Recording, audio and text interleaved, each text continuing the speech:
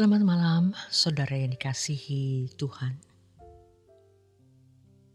Sebelum Anda tidur, malam hari ini renungan malam dari Pendeta Dr. Erastus Sabdono hadir dengan tema Melawan Kodrat Dosa bersama saya, Yohana Ibrahim.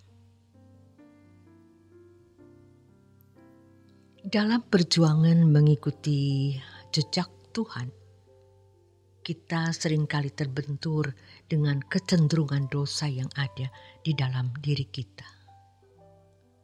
Kecenderungan dosa dalam diri kita disebut dengan sinful nature atau kodrat dosa.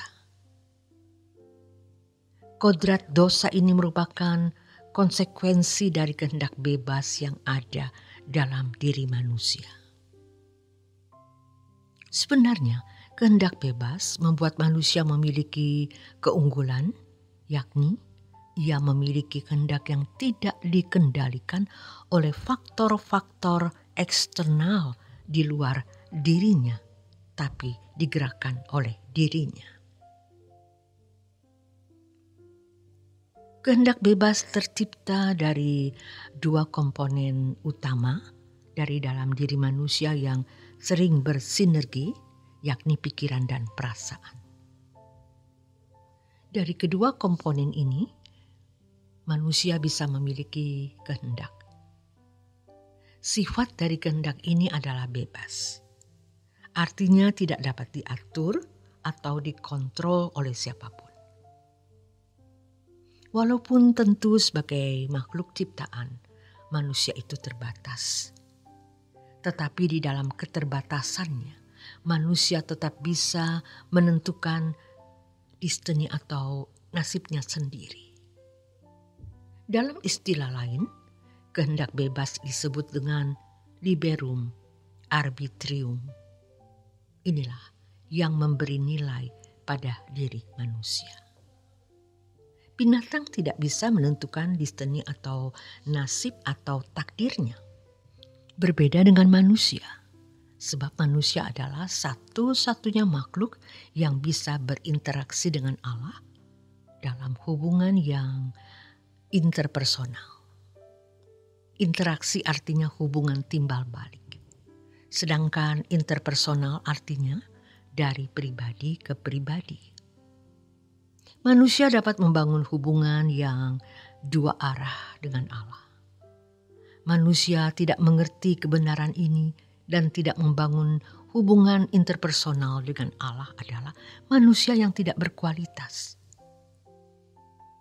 Memang, biasanya manusia yang tidak mengerti kebenaran memberi nilai dirinya pada merek arloji yang dikenakan, rumah yang dimiliki, kendaraan yang dikendarai, jabatan atau kedudukan yang ia merasa dengan semua itu ia memiliki nilai.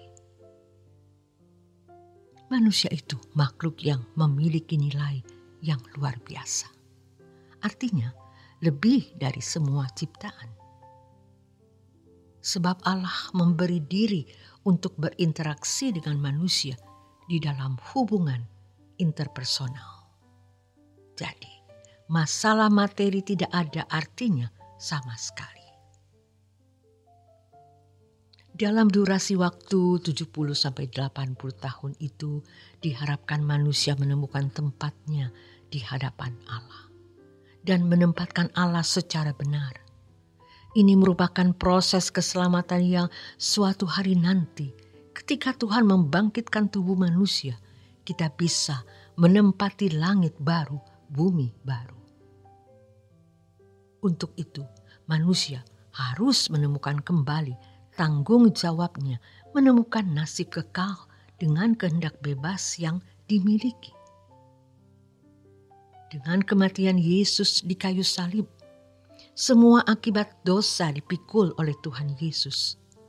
Semua manusia, dari manusia pertama, Adam, sampai manusia terakhir, atas perbuatan salah kita, sejak kita lahir sampai nanti.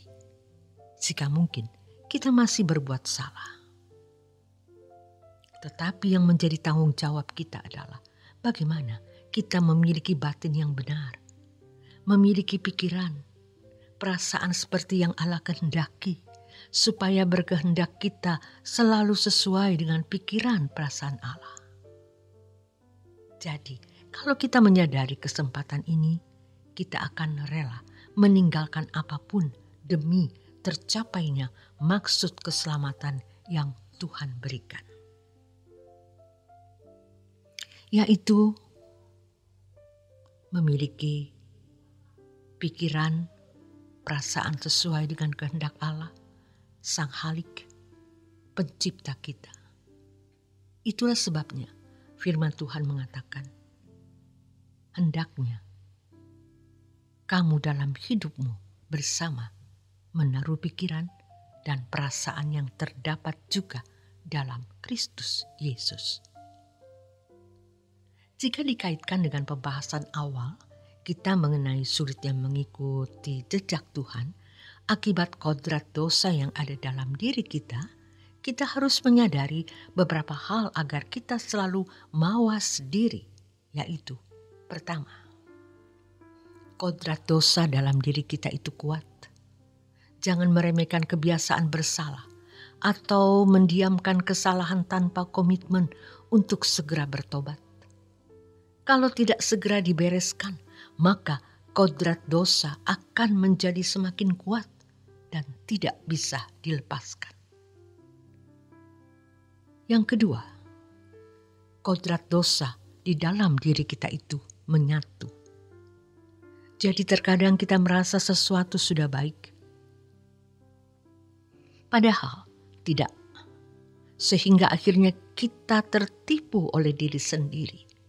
Banyak orang tidak sadar bahwa dirinya selalu hidup dalam irama kodrat dosa yang membinasakan. Ketiga, kodrat dosa itu licik atau cerdik. Ia mendorong kita untuk melakukan sesuatu yang meleset dengan pembenaran tertentu. Waktu kita mau menjahati orang, kita mencari cara untuk menjahatinya dengan 1001 alasan dalam nurani. Keempat, kodrat dosa kita itu memanfaatkan momentum. Ada momentum tertentu di mana kita lemah dan bisa bersalah. Kodrat dosa dalam diri kita memanfaatkan momentum itu dengan baik. Itulah sebabnya Alkitab mengatakan di dalam 1 Petrus 1 ayat 14, jangan turuti hawa nafsu pada waktu kebodohan. Dengan menyadari semua hal ini, kita dapat berjaga-jaga setiap saat. Sulitnya menghadapi kodrat dosa tidak menunjukkan kemustahilan untuk menghadapinya.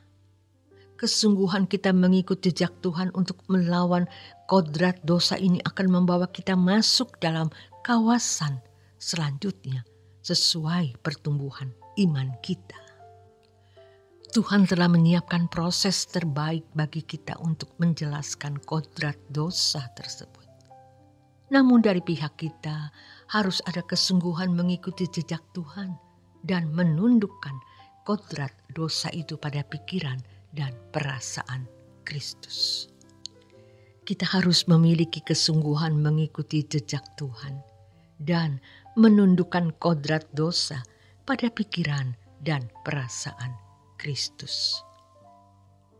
Selamat malam saudara, selamat beristirahat. Tuhan Yesus memberkati.